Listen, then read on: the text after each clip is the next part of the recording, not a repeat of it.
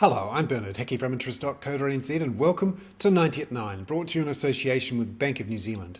This is your morning briefing where you get everything you need to know in 90 seconds at 9 o'clock, starting now with news. The death of Osama Bin Laden has caused a rally on overnight stock markets, on currency markets, and a fall in the oil price, or at least briefly.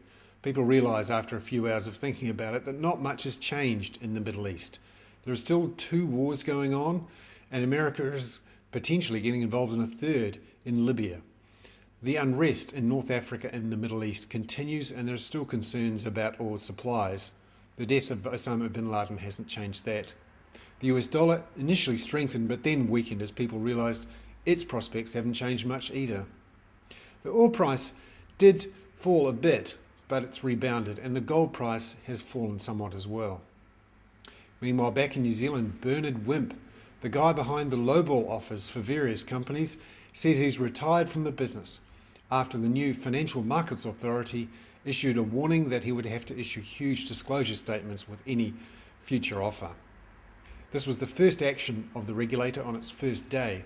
However, Bernard Wimp has apparently made profits of $2 million from his efforts. Meanwhile, the US dollar was weak overnight, and the Australian dollar against the US dollar briefly hit $1.10 yesterday. It's come back a bit since then.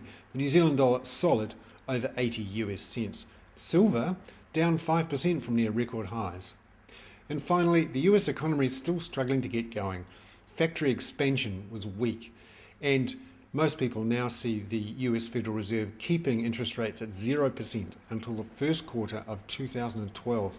It's been there for nearly 3 years. I'm Bernard Hickey. That was 90 at 9, brought to you in association with Bank of New Zealand.